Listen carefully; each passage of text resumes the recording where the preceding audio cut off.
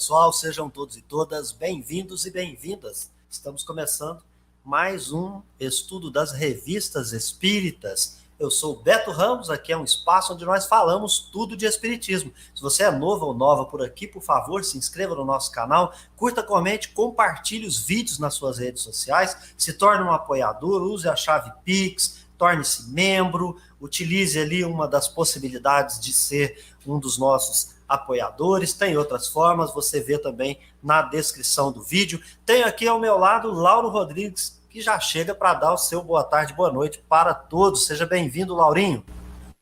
Olá, Beto, boa noite aí, né? Um início de noite bem agradável para todos nós. Olá, pessoal, seja bem-vindo aí para que a gente possa falar um pouquinho sobre Revista Espírita, um tema, como sempre, bastante interessante. Kardec vai tratar de um ilustre médium, né, de efeitos físicos e com outras qualidades mediúnicas também. Além do que, né, um homem especial no sentido da palavra, né? Então, que os bons espíritos possam nos auxiliar e nos inspirar a melhor compreender o texto, né? Que assim seja, Laurinho. Vamos lá, deixa eu colocar aqui um fundo de tela bacaninha aqui para nós. Só do Estudar Kardec também, dando seu boa noite. TVBR por aqui, a Lucimar chegando, a Saudade Sertaneja também, Daniel Rodrigues, Daniel Mendonça, já coloquei lá na sua família, o Daniel. O Matheus Rodrigues, né? Na realidade, que eu troquei aqui. Cultivadores do Evangelho chega para cá. Fernanda Borges, querida. O Otaviano não nasce, hein, Fernanda? Não, deixa ele vir para o mundo. A Regininha chega por aqui, dá seu boa noite. Sem demorar aqui, vamos já compartilhar as nossas informações. Nós estamos aqui avaliando no ano 1, fevereiro de 1858, número 2, o segundo volume, o senhor Home, o primeiro artigo, porque Kardec vai escrever mais sobre eles. Pessoal, nós não vamos aqui esgotar a matéria hoje, não. A gente vai falar um pouquinho, conversar acerca das informações, tem muito texto, e eu quero começar não exatamente pela informação já direto do artigo, né, Laura? Eu quero relembrar que quando Kardec escreveu um artigo para dialogar com um jornal, né, que é o L'Espiritualiste de la Nouvelle Orleans, do mês de fevereiro de 1857, ele diz que haverá ocasião de narrar, conforme os jornais da América o fizeram, numerosos exemplos daquele tipo de manifestações, que são as manifestações físicas da qual eu mencionava que Lauro faz um estudo aos sábados aqui. Então, na Revista Espírita de janeiro de 58, o Kardec está citando que existem muitos exemplos que são correlatos àqueles que aconteceram na América. Então, ele está se reportando às mesas girantes, ele está se reportando a Hydosville, ele está falando das irmãs Fox, ele está falando da história do espiritismo aí, praticamente dita, né?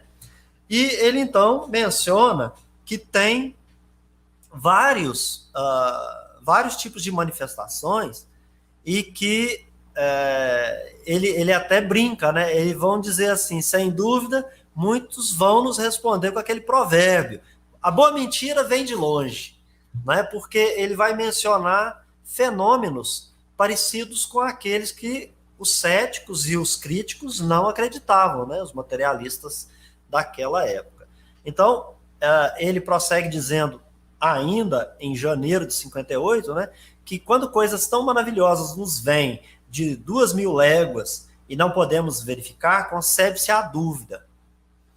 Ele está falando que ele está na França, coisas aconteceram na América, mas esse fato aqui vai acontecer em outro lugar. Então ele fala que coisas maravilhosas foram anunciadas a 2.000 léguas de distância.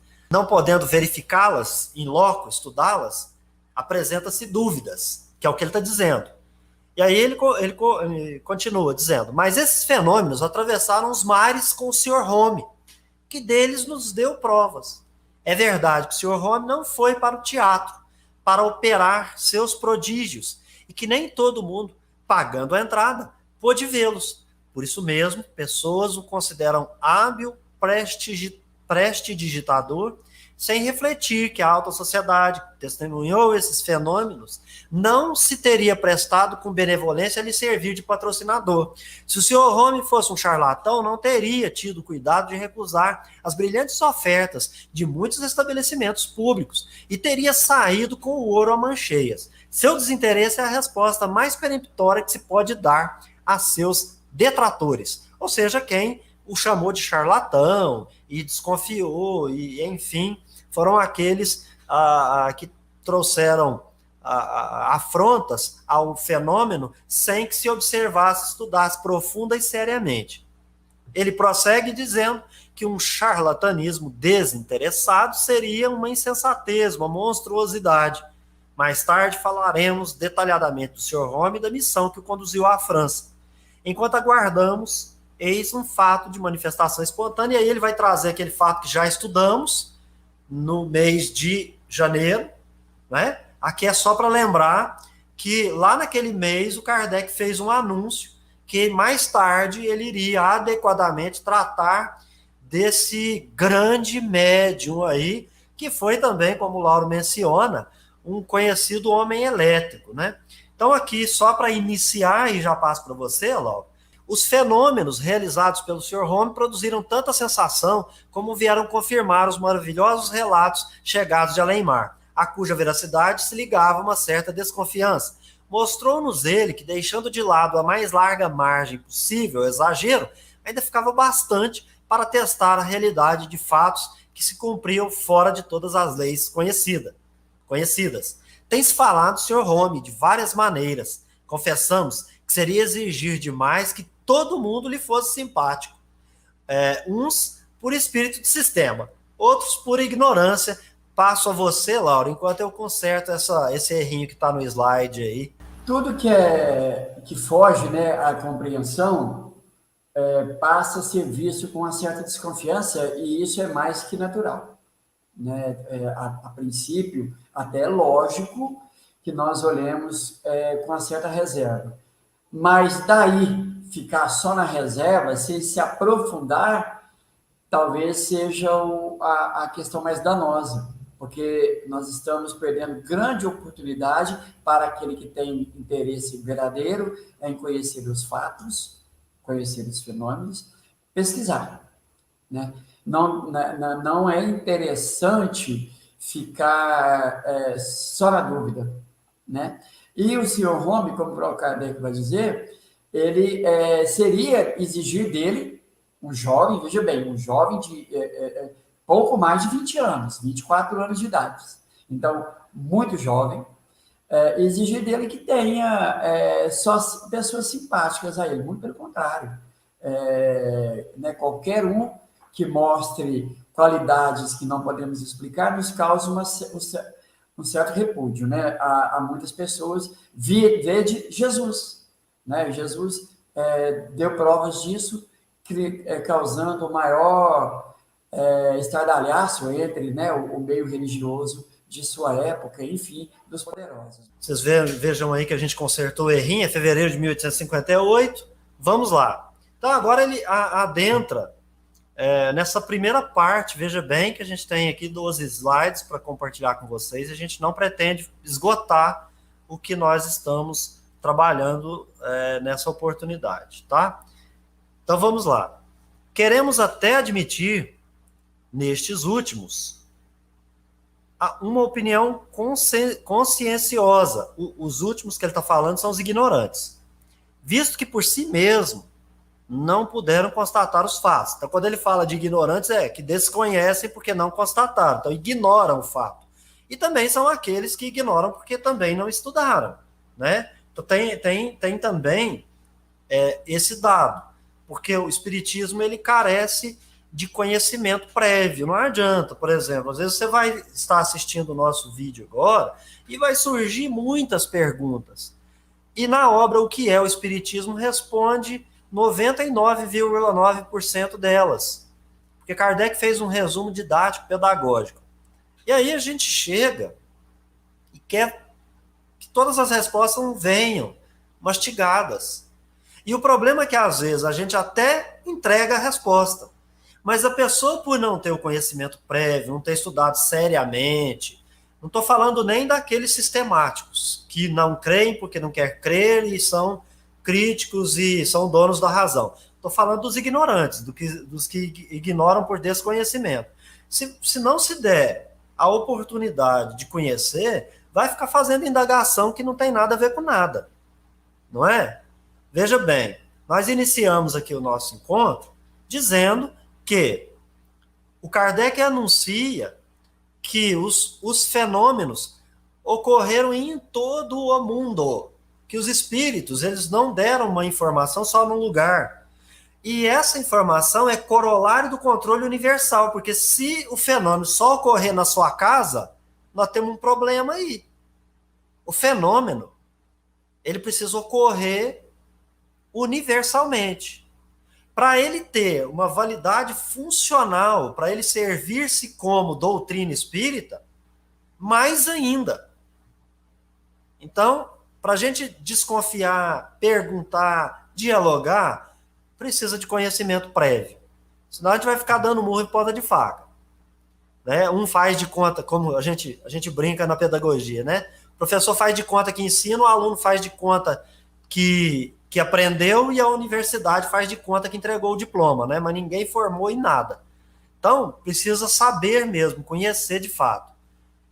E ele prossegue, então. Se esses ignorantes, né, não puderam constatar os fatos por si mesmos, em tal caso, se permite a dúvida, uma hostilidade sistemática e apaixonada é sempre inconveniente. Então, aqui abriria um parênteses, Laurinho, para a gente começar a dialogar, sem pressa. A gente não encontra o sistemático inconveniente na casa espírita? Com certeza, Beto. E o que é pior, né? Como o Kardec diz anteriormente, o maior inimigo nosso é a ignorância. Mas a ignorância por si só, ela é natural, porque nós estamos, né, em desenvolvimento. O que não é natural é ter a oportunidade de estudar e não querer estudar. Então, dentro da casa espírita, como eu disse ontem, que era um lugar que deveria ser um lugar de estudos, muitas das vezes se perde essa oportunidade, ficamos na ignorância. E aí criamos esses sistemas que não faz sentido, né, Beto? Não faz nenhum sentido. Ontem a gente falava, até por uma pergunta da Elis, que nos acompanha hoje aqui novamente, a gente é grato por isso, sobre a questão do materialismo na época de Kardec. Hoje as pessoas falam que acreditam em Deus e etc. A gente não vai reportar no que falamos ontem, mas aqui é adequado de novo da gente perguntar: escuta, você acredita em reencarnação, criatura? Aí a pessoa talvez, para se inserir no meio que ela está, porque ela achou um lugar no meio espírita, para fazer uma sopa, para fazer uma caridade, sei lá o que ela está fazendo ali. Ela que tem que saber o que ela está fazendo lá. Aí diz que acredita. Mas estudou? Foi para uma sessão? Confirmou? Porque são princípios. Eu estou vendo um monte de gente falar que crê em Deus. Mas é estranho, porque eles tratam a natureza, os animais e as pessoas de um modo estranho. De um modo diferente. Diferente do quê? Do amar a Deus sobre todas as coisas e ao próximo como a ti mesmo. Então, esse próximo é tudo que está ao seu redor, porque faz parte da criação. E aí tem uma pergunta muito interessante de Jesus fazendo para Tiago numa obra mediúnica que eu reflito com ela sempre. Como eu amo a Deus se eu aborreço a criação? E aborrecer ali tem um sentido dialógico, didático, né? Que é matar o animal, destruir a natureza e fazer mal para o meu próximo. Se eu sou isso, eu não creio em Deus. Se Cristo amou, entregando seu corpo, a sua vida, para provar a vida futura, porque depois ele vem em espírito conversar, se comunicar, ele dá provas para 2000 anos atrás dos princípios que a gente está defendendo aqui. Mas a criatura quer estudar? Então, gente, sem querer estudar, me perdoa, não vai rolar. E aí a gente vai ficar amassando barrinho. E aí é por isso que às vezes a gente vai atropelando um pouco e vai trazendo compartilhamento. Você quer falar mais alguma coisa? A gente continua lendo, Laurinho. Então vamos lá. Vamos compartilhar aqui.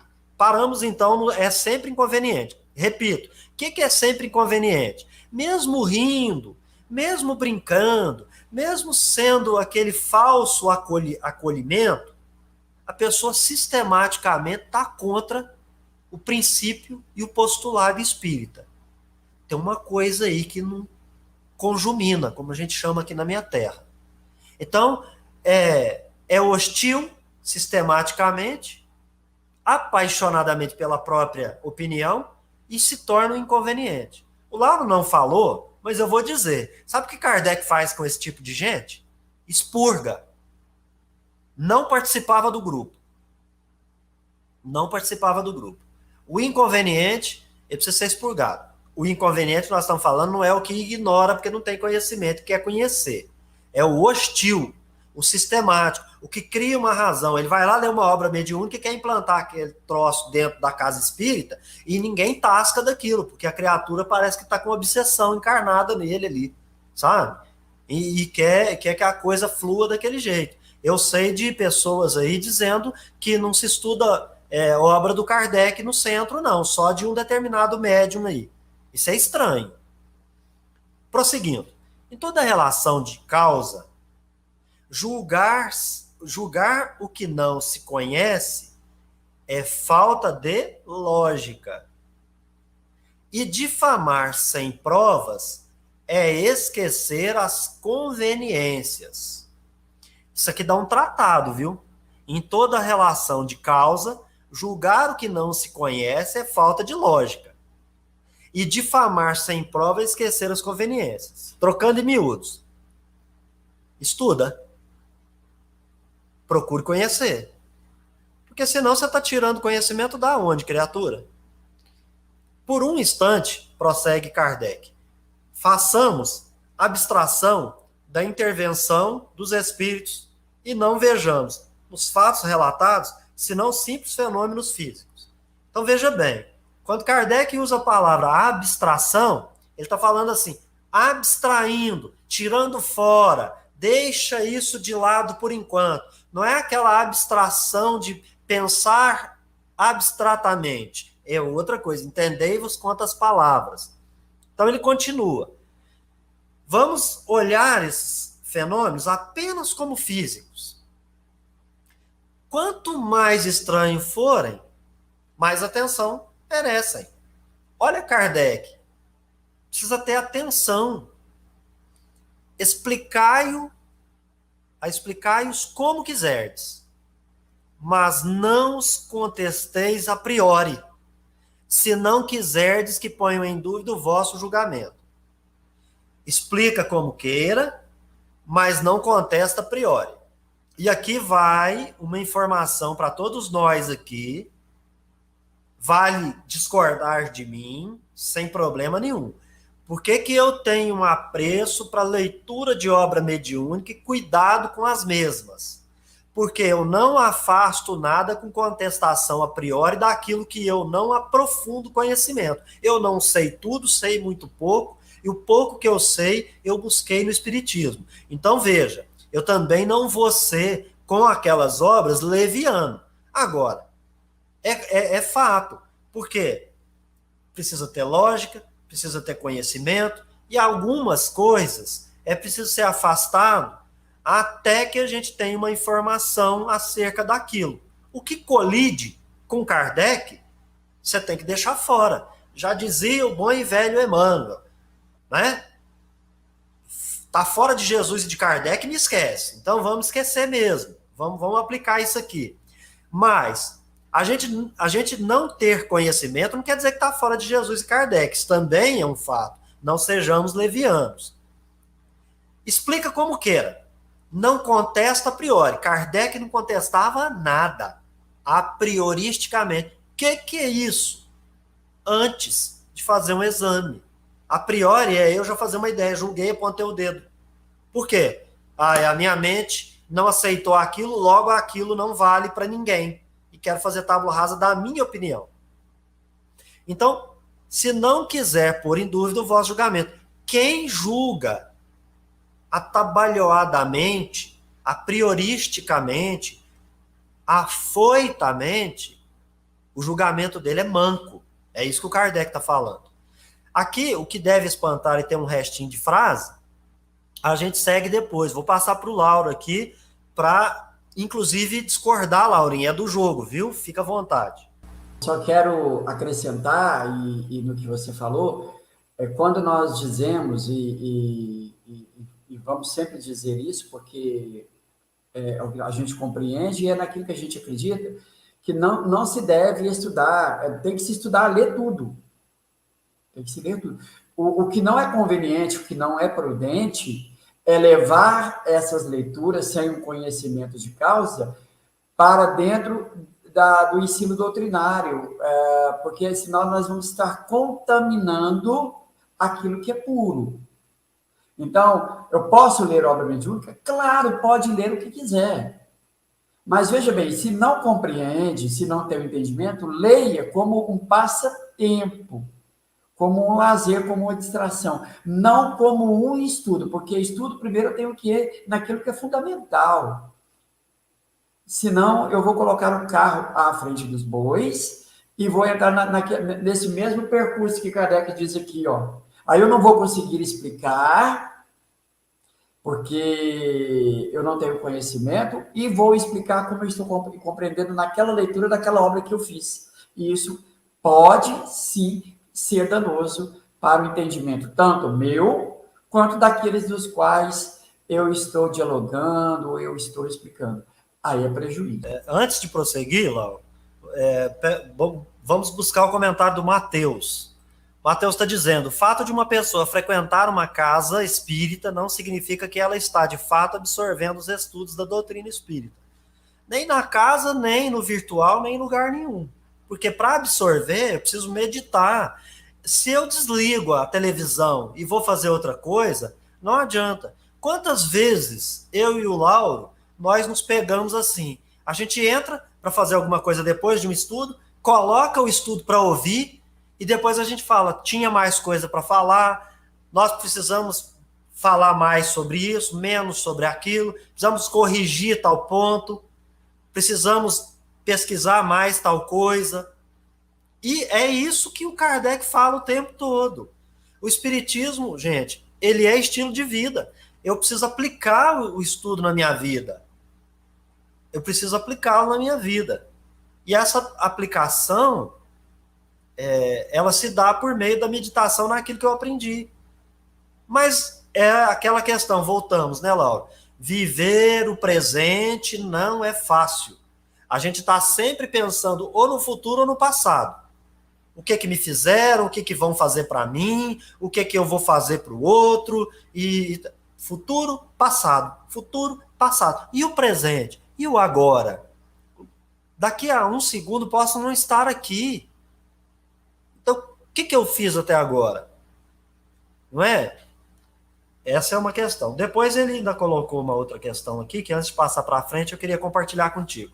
Ainda que ela esteja inserida nas tarefas, aquela pessoa, mas sem estudar as obras de Allan Kardec, essa pessoa estará na ignorância. Essa reflexão é importante para sabermos se estamos no conhecimento ou na ignorância, né? Que é o que a gente falou, né, Lauro?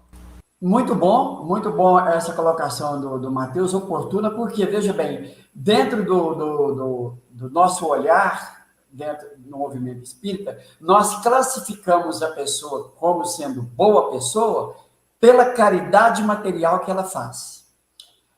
Nós classificamos o médium, colocamos o médium no andar superior pelo trabalho assistencial que ele faz. E isso nós estamos incorrendo em erro. Trabalho material até o homem menos esclarecido faz. Agora, o que nós temos que observar são as qualidades morais do elemento, da pessoa em questão. Então, ir para a casa espírita fazer as tarefas assistenciais é legal? É muito importante. Mas é inteligente ou interessante ficar só nelas? Não, não é. Porque nós estamos, mais uma vez, perdendo a oportunidade de nos esclarecermos nas obras fundamentadas pelos espíritos superiores, né?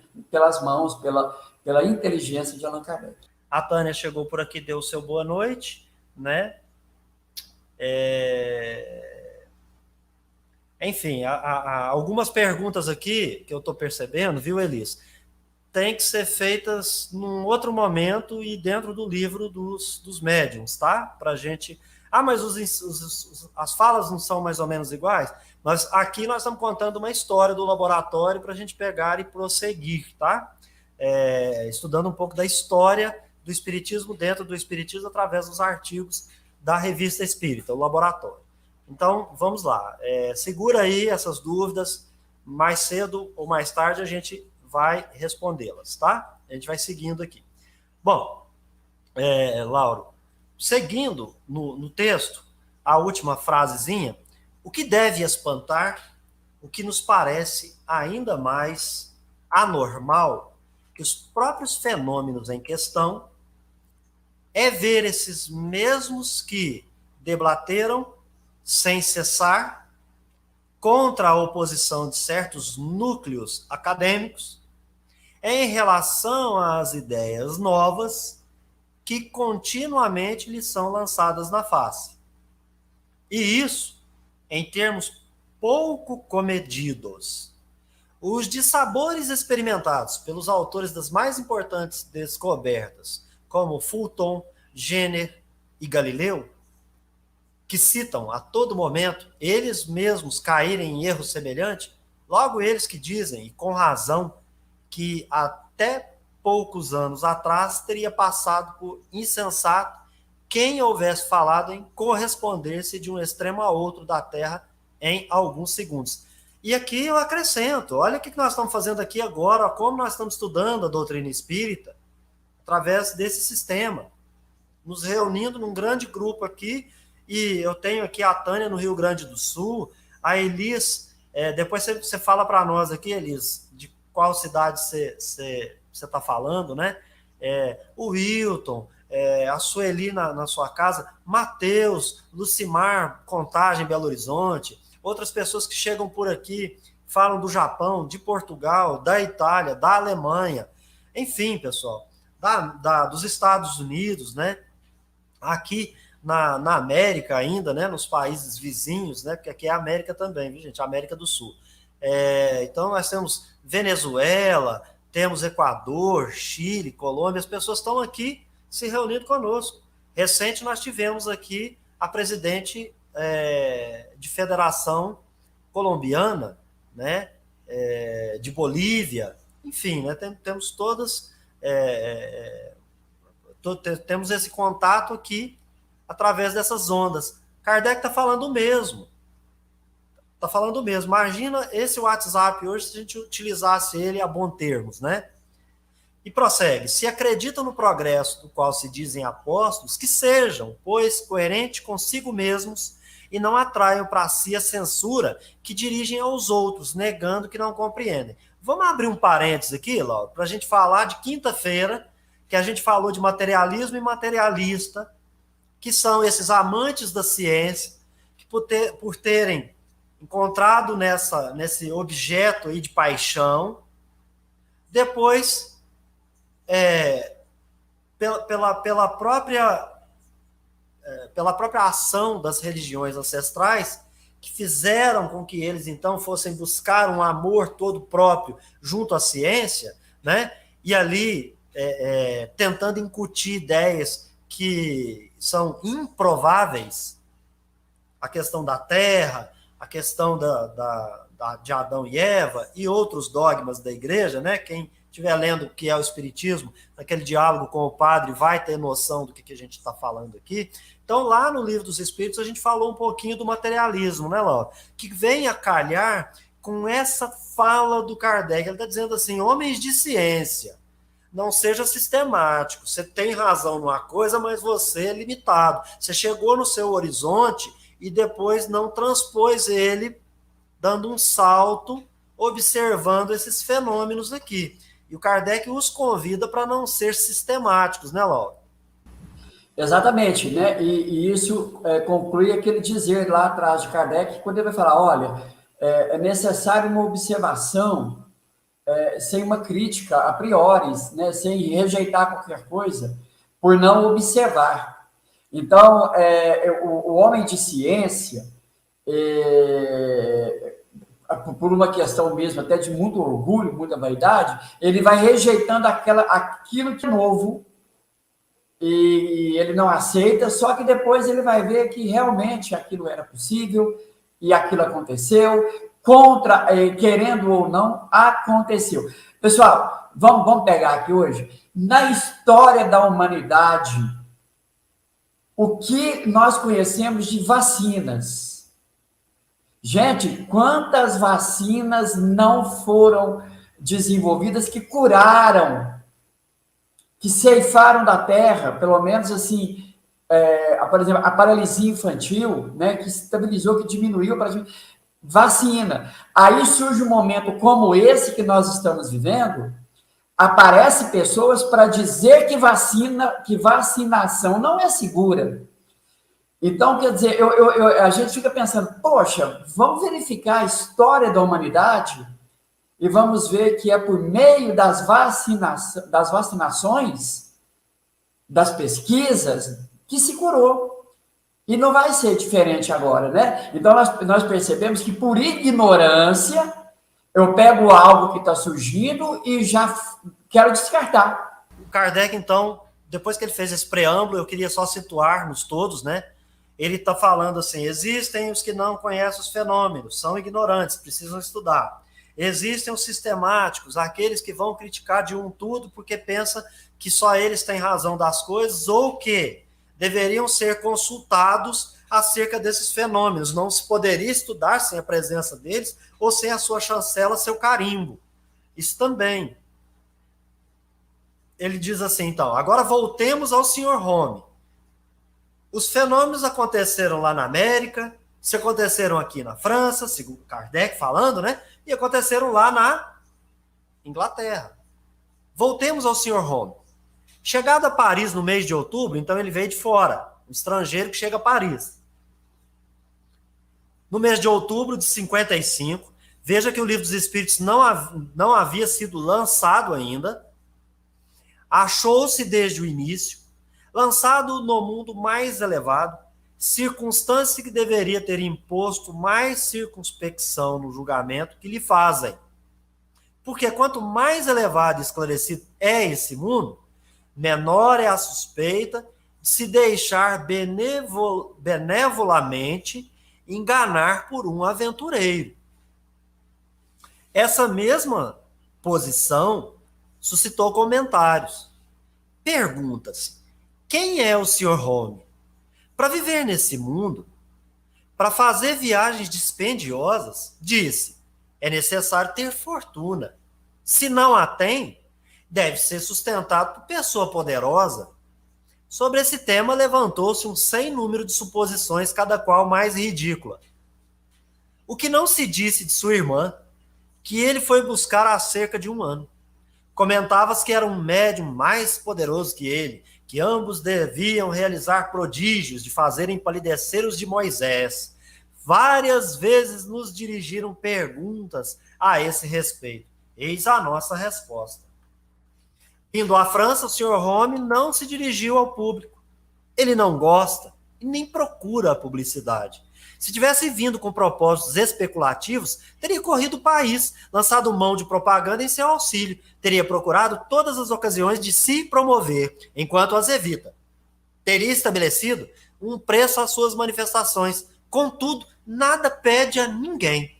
Malgrado a sua reputação, o Sr. Home não é, pois, de forma alguma, o que se pode chamar de um homem do mundo. Sua vida privada lhe pertence exclusivamente. Desde que nada pede, ninguém tem o direito de indagar como vive, sem cometer uma indiscrição. É mantido por pessoas poderosas? Isso não nos diz respeito. Tudo quanto podemos dizer é que, nessa sociedade de escola, ele encontrou amizades reais e fez amigos devotados, ao passo que, com um prestidigitador, a gente paga, se diverte e ponto final, né, Laura? Então, aqui, assim, o texto, Laurinho, é muito rico para a gente pensar no hoje, né? Claro que eu tenho aqui alguns problemas para eu discutir com Kardec, né? Eu fico pensando Kardec hoje, vendo algumas pessoas, né, se fazerem de médiums, se passarem por médiums, dizer que estão trazendo mensagens e que elas não se sustentam por si mesmas a um mero estudo principiológico de controle, né? Então, essa é uma ressalva. Mas olha Kardec dizendo assim, gente, o que nós vamos estudar, o fundo ou a forma? Que é disso que se trata. E do julgamento precipitado das pessoas. Ou humanidade, né? E aqui eu me lembro de um cabeludo que passou por aqui, antes de passar a palavra para você, Laura, que ele dizia assim, né? Ô raça incrédula e perversa, até quando ficarei dentre vós? O que me chama a atenção, né? Não quero adiantar o texto, não, mas percebam que Kardec levantou questões acerca do Sr. Home que ele vai responder depois. Porque ele está colocando aqui aquilo que perguntavam para ele. Ah, ele tem fortuna? Ah, dizem que a irmã dele é uma médium muito mais poderosa que ele, que juntos vão fazer Moisés ficar de queixo caído. Ele viaja pelo mundo todo, então se ele viaja pelo mundo inteiro, entende-se que ele é dono de uma fortuna. Se não é dono de uma fortuna, alguém o está patrocinando. Mas percebam que as indagações ficam em torno da forma, como você colocou, Beto, mas ninguém se apropriou de buscar a verdade sobre o Sr. Home. E é isso que Kardec está esmiuçando para nós aqui, para mostrar essa figura realmente o que é o Sr. Home. É um homem que ele usa as suas faculdades mediúnicas em benefício de si mesmo? Kardec vai dizer que não. Que ele não fica ali se divertindo nos salões cobrando para as manifestações. Ele se coloca até com certo numa posição de menos destaque possível. Ele não aparece, ele não gosta de evidências. Então, Kardec está trazendo isso para nós. E é isso que a gente tem que fazer. Todas as vezes que nos dizem algo, nós devemos primeiro, antes de contestar ou aceitar, averiguar os fatos. É a natureza da filosofia, né? O amar do saber. É muito, muito reflexivo, né? O tempo que a gente tem é tão pouco, né? Para a gente poder refletir mais. Então vamos continuar aqui. E ele vai dizer: não vemos, pois, no Sr. Home mais que uma coisa, um homem dotado de uma faculdade notável. Grifem isso. Kardec está olhando o fenômeno, a faculdade, o médium. Pouco importa a periferia. O estudo dessa faculdade é tudo quanto nos interessa e tudo quanto deve interessar a quem quer que não seja movido apenas por curiosidade. Kardec colocou um ponto aqui, gente, que ele estabeleceu em 1855, a primeira vez que surge o Sr. Home ali naquela localidade, em contraponto com o que aconteceu em 1848, quando começa o boom das Irmãs Fox, que tem aquelas cobranças nos teatros, aquela coisa toda.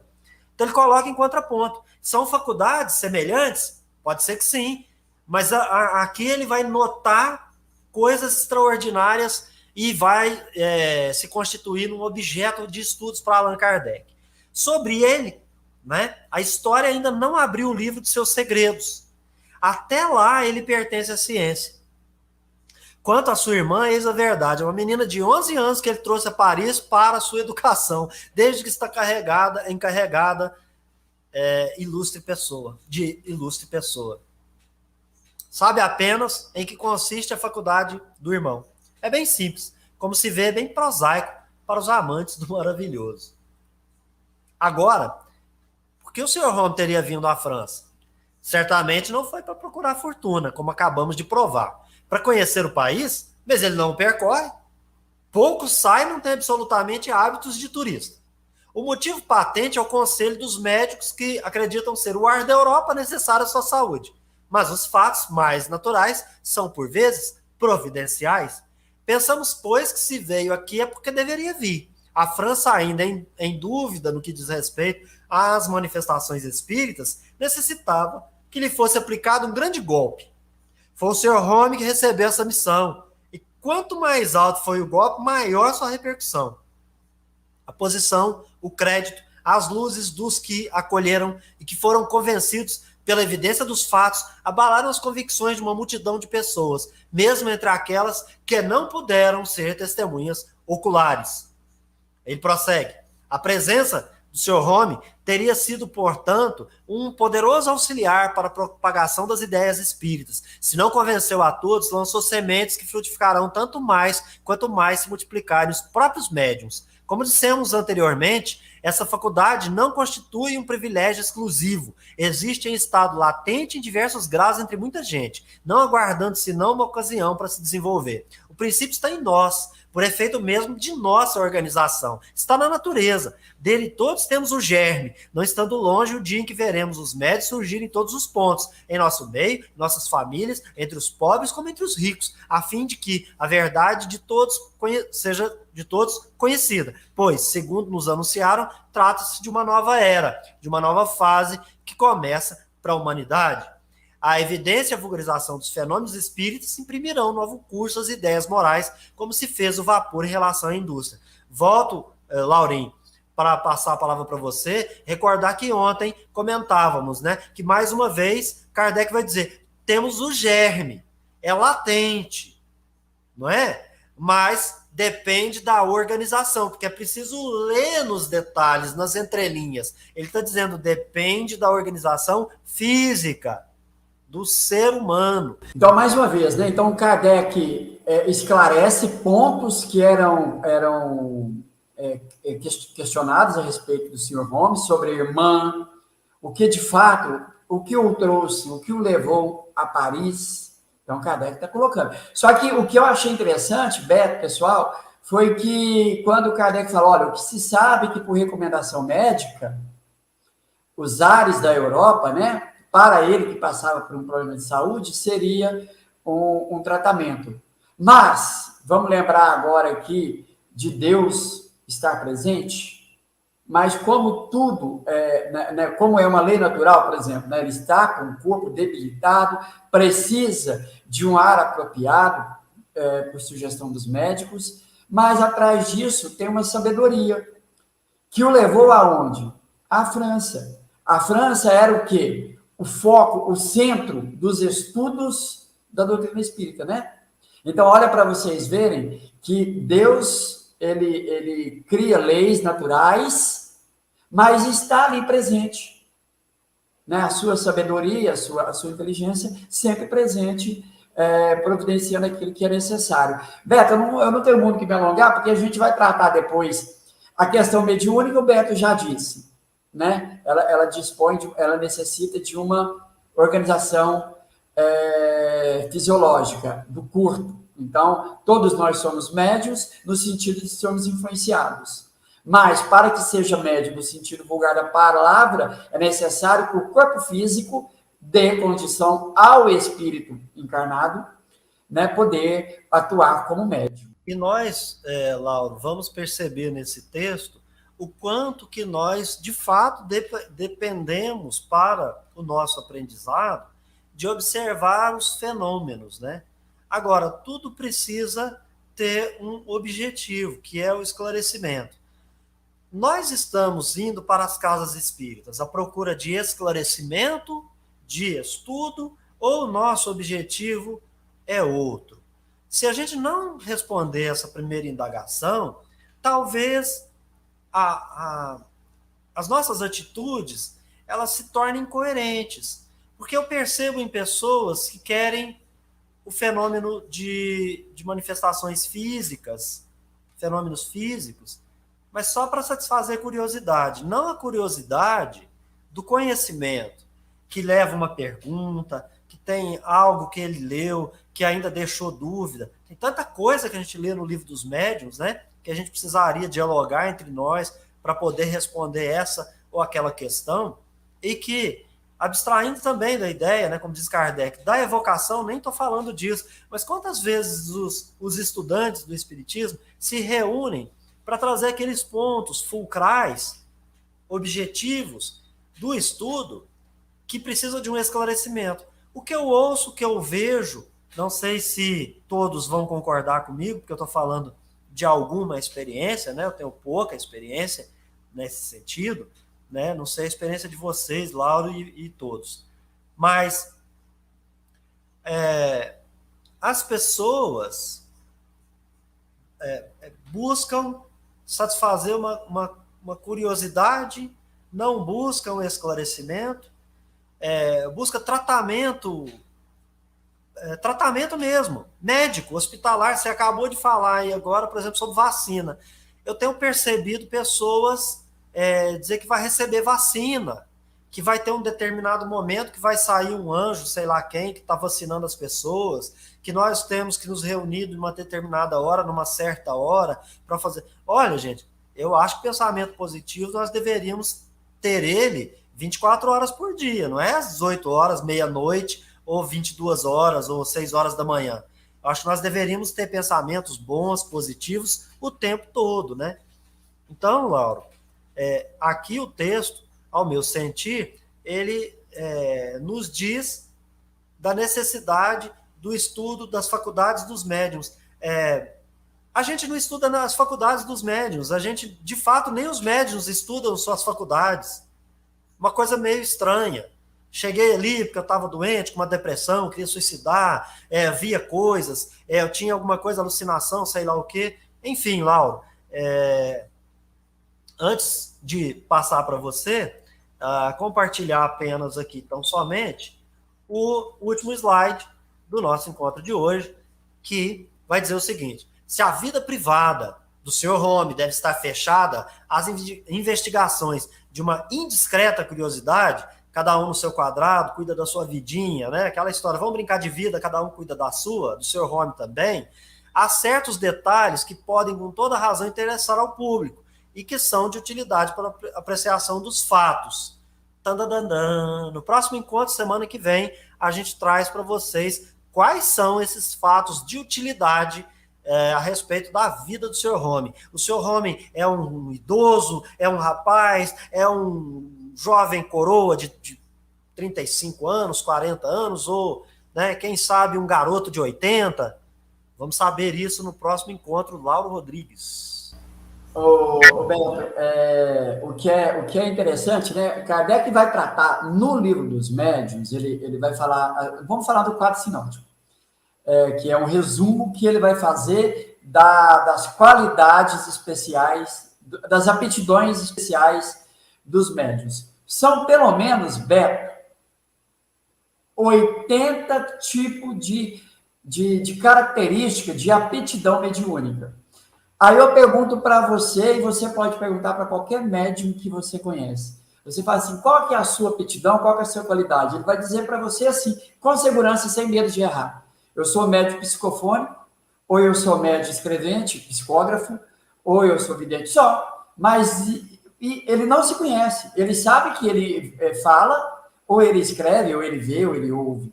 Mas ele não conhece a sua própria faculdade, pelo simples fato de não estudar. E é interessante, pessoal, que estudando com um grupo, e uma das pessoas falou justamente isso que eu estou falando.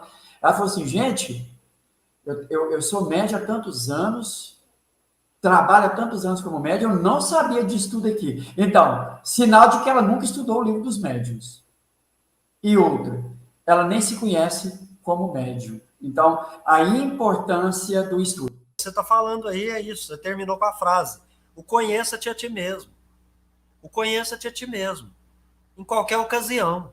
O estudo da gente como profissional, como pai, como mãe, como filho, como irmão, como membro da sociedade, como eleitor, como aqui uma pessoa que está mediando uma live, como alguém que está compartilhando conhecimento. Estudar. E outra coisa, Laurinho, não sei a sua opinião sobre isso, mas eu gostaria de sabê-la. Parece que quando a gente fala em estudar a mediunidade do outro, fazer essas perguntas, a gente partiu para o campo da ofensa. parece que é algo assim, o ET somos nós, né? É verdade, é verdade. Mas por quê, Beto? Porque em geral, né, não querem aprofundar no assunto. Querem, né, querem ficar no raso, na superfície, correndo por fora ali. Tá bom, eu tô fazendo a caridade, ajudando os irmãozinhos sofredores do mundo espiritual. Aí fica essa crença, né, só fechado desse raciocínio, e se priva de ser realmente, verdadeiramente um grande médium. Lembrando que os médiuns, no tempo de Kardec, eles não trabalhavam somente em sessões, como nós conhecemos hoje. Quando há necessidade por um auxílio, se procurava um médium que tinha um conhecimento de causa, e se esse médium tinha conhecimento de causa, evocava o espírito, buscava o esclarecimento, principalmente quando era instrutivo, né, era necessário. Então, vocês percebam que mediunidade não se restringe a uma casa espírita. Ela é muito mais que isso, gente. A mediunidade é da humanidade, então é universal. Ela é para socorrer aquele que precisa. Não, mas aí, ó, você tem que ir lá tal dia da semana na casa espírita, porque lá tem um trabalho de obsessão, você precisa lá ouvir o evangelho, e o médium fica sentado à mesa, e eu gosto de usar esse termo, e me respeitem, tomando pancada de espírito, quando tem espírito, e fica só nisso, sabe? Não amplia o quadro do conhecimento. Aí fica nisso. Eu vejo que cada vez mais a gente está se distanciando. Agora, claro que a gente precisa voltar para as origens. O João está aqui, seja bem-vindo, viu, João? Sentindo sua falta por aqui. O João está dizendo, a criatura não absorve os ensinamentos, depende da vontade. Veremos tudo isso nos trabalhadores da última hora, né? Que somos nós reencarnando, né? Reencarnando aí. Né? Nesse reloginho do universo chega um momento em que o ciclo se fecha, né? A hora aí seria nesse sentido aí. No geral, os médiums tidos como mais espetaculares não aceitam ser questionados. Ó, no geral, gente, o ser humano não quer ser questionado. O pessoal critica e tal, eu, como dito, né? Eu leio pelo fundo, não pela forma. E o André Luiz, pela psicografia do Chico, ele faz uma análise daquelas pessoas que compõem um grupo numa casa.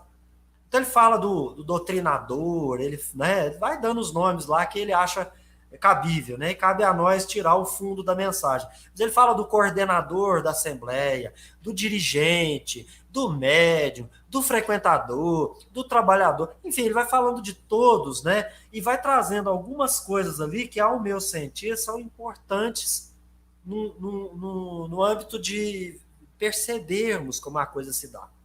A tal do orgulho e da vaidade, da prepotência, da presunção, né? E é o que eu digo, né? Tem hora que parece que as pessoas são materialistas. Estão falando um monte de coisa, mas age como os materialistas, sabe? Isso é muito estranho, né, do meu ponto de vista, né? Aí ele está dizendo, me perdoa pela pergunta, como conhecer a si mesmo sem conhecer o espírito que nós pensamos em muitas coisas? É simples, uma coisa que ninguém faz. Final do dia, medita, né? Medita sobre o que foi o seu dia. Passa em revista o que você fez com o filho, com a mãe, com o pai, com o irmão, com a pessoa da rua, e responda essa pergunta. Fiz todo o bem que eu poderia fazer? Eu. Não o outro. Não o bem que o outro quer. O bem que eu posso. Mas conhecimento. O que você conhece que é o bem? Você conhece que é o bem o quê? Você se sente na obrigação de dar uma cesta básica? Você se sente na obrigação de dar um abraço? Isso não é fazer o bem. É dever que você se colocou para si mesmo. Isso não é o bem. Então, primeiro precisa compreender o que é o bem. O que é a caridade como a compreendia Jesus? E aí, você não vai potencializar Jesus na sua vida, não. Você vai dizer o seguinte, se fosse Jesus no meu lugar, como é que ele agiria? No meu lugar. Entende? Jesus ia dar um soco no outro? Eles falam assim, ele ia dar alta face. Não, ele ia mostrar o outro ângulo para a pessoa, se ela pudesse ouvir. Por quê? Jesus conversava com os fariseus, mas não conversava com os saduceus. Tinha alguns partidos ali que ele não dialogava. Você vai ver no Evangelho de Jesus que ele dialogava com um partido, não com todos. Por quê? Porque com esse partido ele podia mostrar a outra face, o outro lado, o outro viés do assunto. E o outro? O outro não dá. Ele só conhece a razão dele, ele não permite. Por quê? Quantos fariseus não foram ao encontro de Jesus e me explica isso, querendo saber, buscando saber. Passe em revista seu dia e verifica se você fez todo bem que você poderia. É aí que você está conhecendo o seu espírito, o ser humano que você é. Não se preocupa com mais nada. Começa a fazer o básico. Sabe quem falava isso? Santo Agostinho, né? Então, o João está dizendo, né? Não querem ser questionados pela prepotência a qual ainda se encontram, né? Obrigado por me ajudar a entender, né? É isso aí, tamo junto. Lauro, eu me despeço de todos e todas, agradeço mais uma vez a oportunidade de estar com vocês, vou encontrá-los no próximo vídeo, bom demais aprender com você, Laurim. Semana que vem a gente continua falando um pouquinho mais do seu home, né? Vamos saber quem é o seu home, qual o nome desse espírito, né? Sua idade e mais informações. Aí a gente termina esse encontro, se Deus quiser, na semana que vem. Ele há de querer. Um abraço para vocês. Passo para você, Lauro Rodrigues. Obrigado, Beto. Bom, há um chavão, um hábito, até no sentido religioso, quando diz assim, eu trabalho para Jesus. Nós temos que trabalhar para Jesus.